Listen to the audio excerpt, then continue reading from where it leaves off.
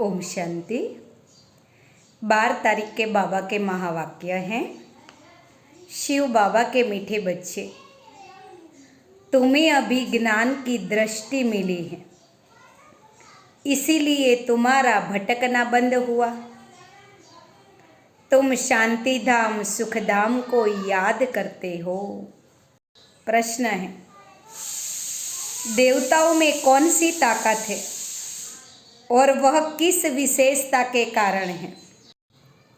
उत्तर है, देवताओं में सारे विश्व पर राज्य करने की ताकत है। वह ताकत विशेष एक मत की विशेषता के कारण है। वहाँ एक मत होने के कारण स्वर्ग में वजीर आदि की दरकार नहीं। देवताओं में समय पर बाप से ऐसी श्रीमत ली हुई है, जो 21 जन्म राज्य करते हैं। वहाँ एक राजा की एक देवी फैमिली होगी, दूसरी मत नहीं होगी। देवता इतने बुद्धिशाली है जो सुंदर राज्य का संचालन कर सकते हैं। उन्हें कोई वजीर मंत्री की जरूरत भी नहीं पड़ती। पर बाबा कहते ये मत आई कहाँ से? बाबा की श्रीमत से। धरना सार, इस बेहद की सरकार को मदद करने के लिए कम से कम 8 घंटा याद में रहने का पुरुषार्थ करना। याद में जो माया विघ्न डालती है उसे घबराना नहीं। इस पुरुषोत्तम संगम युग पर ईश्वरीय संप्रदाय का बन, ईश्वर की मत पर चलना, कर्म करते भी एक बाबा की याद में रहने का अभ्यास करना है।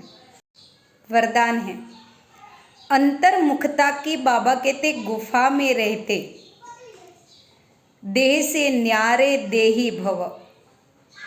आत्मिक स्मृति में रहना है, देह भान से न्यारा बनना है।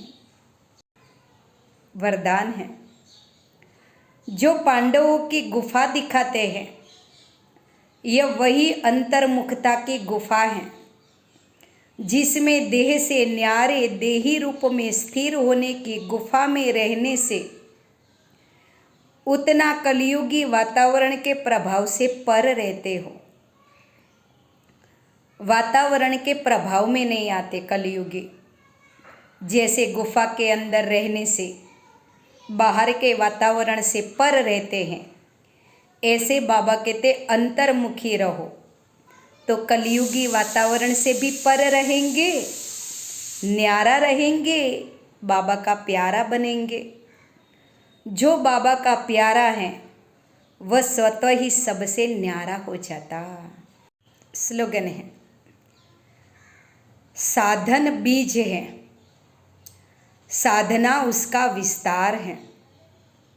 विस्तार में साधना को छिपा नहीं देना है ना। बीज से झाड़, झाड़ से फल मिलता है, ऐसे साधना मुख्य है। बाबा कहते ये सब साधन विस्तार हैं।